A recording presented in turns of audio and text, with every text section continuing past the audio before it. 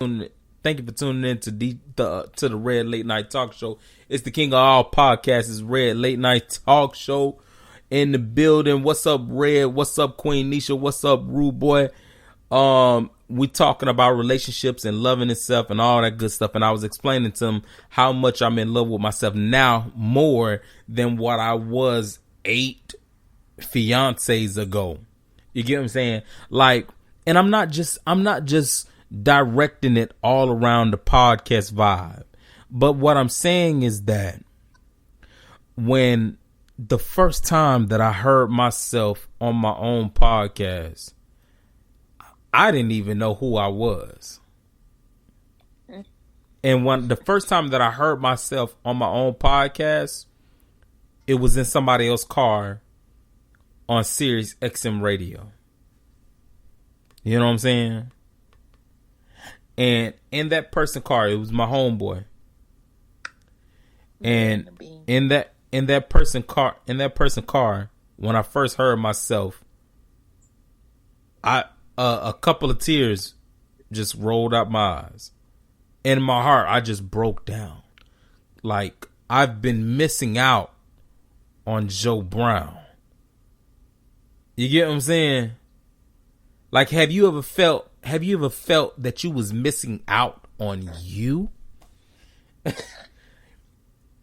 don't mean to get all emotional and spiritual on you, but I'm just saying, have you ever felt like you've been missing out on you? Think about it. All your gifts and talents.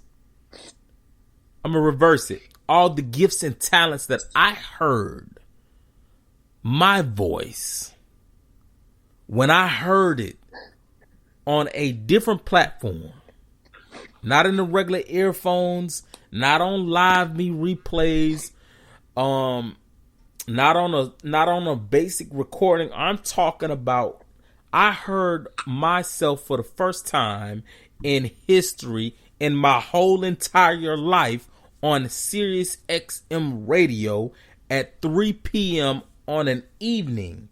I had did the show 3 days before. 2,000 people had heard me and told me that I sounded great on Facebook and Instagram 2 days before I heard myself. So when I heard myself, and it was on accident, when I heard myself, a couple of tears streamed down my eyes and was like, okay, Joe, you've been missing out on your talent. You've been missing out on you. The relationships that you was in was preventing you from being you. So how about you be single for a while and just mingle? Mentally cutting off what your heart is trying to get to, but you cutting your heart with the mental type of war zone. Like, I'm not going to let you fall for anything.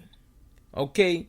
But this love that you got in your soul and your mind and your heart, I'm gonna let you direct that back to you. Show yourself some love. Spoil yourself. Take yourself out on a date. You know, somebody laughed at me about going to a buffet and eating by yourself, or going to a restaurant by yourself, or going to the movies by yourself. Well, I told them that, hey, listen, I'm spending time with me. What's wrong with spending time with yourself? You get what I'm saying? You're definitely prophesizing right now. Should that be the type of journey that you need to take in order to get to your significant other, because you still got some things that you need to learn about yourself?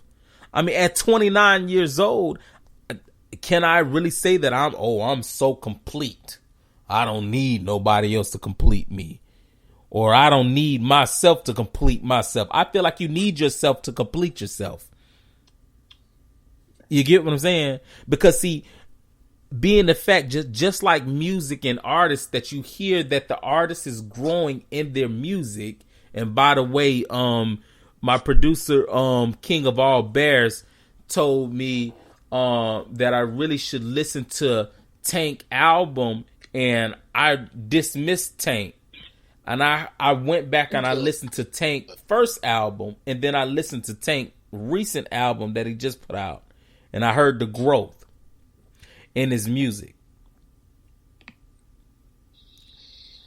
And I relate that to not his music relating to my life, but I relate a artist going through the changing to my life.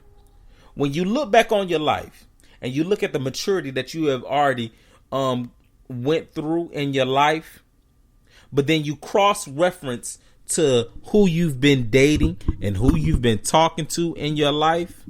Have you ever did that?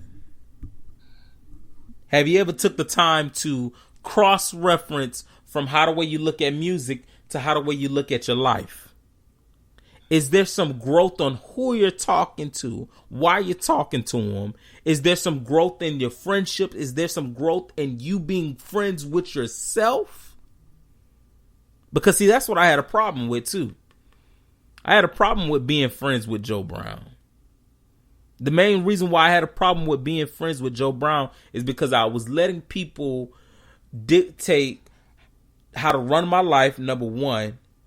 And then on top of that, how I treated myself. When you start treating yourself bad, you're not really being friends with yourself. So are you being a hundred with yourself? You get what I'm saying? Like, you can be telling yourself a lie for so long to where it sounds so truthful, and then when somebody else come and tell you that that is a lie, of course you're gonna get offensive. You get what I'm saying? But the self-evaluation on loving yourself, on being in an intimate relationship with yourself. And when I say intimate relationship, I mean you taking the time to find a peace in your mind, not because of a situation that you've been through, but because you think your life is so dull. You think your life is so dull, so boring. You be, oh shit, I don't even go out no more. In that very moment, I want to build some type of intimate relationship with myself. And of course, now you already know how the saying go. There's God in everybody, right? There's God in yourself. Okay, here we go. Now we're getting a little deep now because, see, that intimate relationship with God is very important too. Because that's supposed to be a representative of self. Am I right or wrong? It's supposed to be.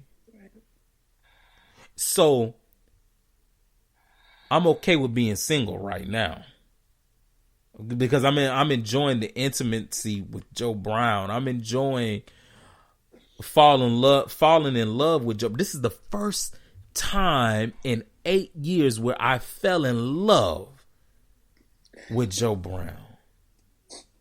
I'm losing weight. I'm listening to new type of music.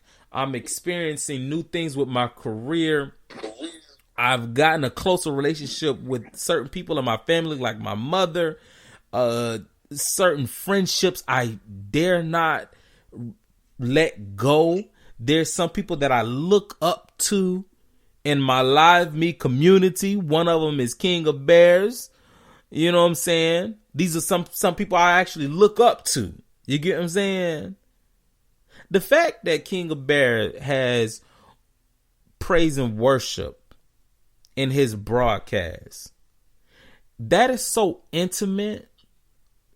And I don't mean to put Bear on blast, but I know for a shot of a doubt, my first experience in the praise and worship broadcast that he had, it was so divine and so clear to where I heard a grown man in tears of joy thanking God for everything that he's done. But he was thanking him in the music. And Bear is a very musical person. But he was thanking him in the music. You know what I'm saying? And as I witness a person go through their own emotions with loving themselves because he loved God, there's God in him. So he was definitely loving himself. He was showering the thanks from God and from himself. And he was very proud to have that broadcast. And guess what? I was the only person in there, me and somebody else. It didn't take much. But when you take that type of time and put it into yourself, even if it's praise and worship, but putting it into yourself, you get what I'm saying? That's loving yourself. That's what he was doing right there. I was witnessing a grown man loving himself because of all the hurt that he'd been through, because of all the strength that he endured. You know what I'm saying? The strength just didn't come from nowhere. It came from dirt and pain. It's just like plants in the ground. They're in the dirt. A lot of us are in the dirt. But in due time, you know what I'm saying? That sun and that water, it starts to flourish. That sun and that water it's ourselves nourishing us. We're the seeds, and we're recycling the water that we give to other people. You know what I'm saying? That cup of water that be overflowing. You ever seen that meme where people be overflowing, their cup be running over, but guess what? We emptying out the cup. We're not refilling the cup. Okay? We're not putting back into ourselves. For 8 years, I was putting out instead of putting in so that I can be able to put out. And in that broadcast, what Barry was doing was he was refilling his cup so that when another situation come up, because in the kingdom we had a couple of people that had personal situations that he had to deal with as a leader, and one was so serious, and the person not even on the app, I'm not going to say the name, but one was so serious to where it was life threatening. But guess what? I really honestly believe that if he had not filled his cup that very same Sunday, I think it was like a few days after that Sunday, if he had not filled his cup with the nourishment and with the love and with the strength and everything that God had already instilled in him, if he did not fill that cup, then it would have been impossible for God to go through him and have a conversation with the person that was about to die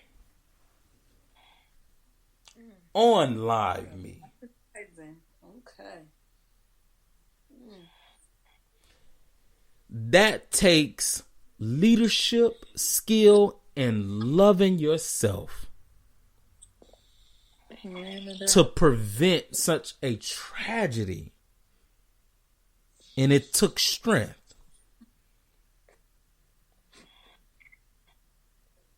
That's a lot of things that I look for in friendships, leaderships, mentors, my own self.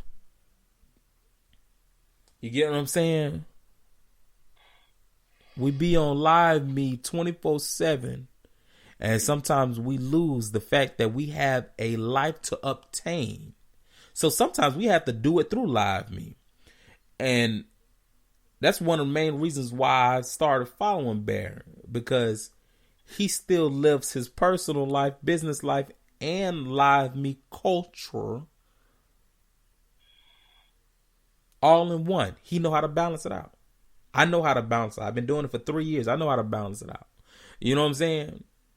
And when you instill love into it, oh my gosh, you develop friendships like I have a friendship with Red, like I have a friendship with Nisha, like I have a friendship with Beezy, Bear. You know what I'm saying? So many friendships. These are the friendships that you honor, that you lift up, that you make sure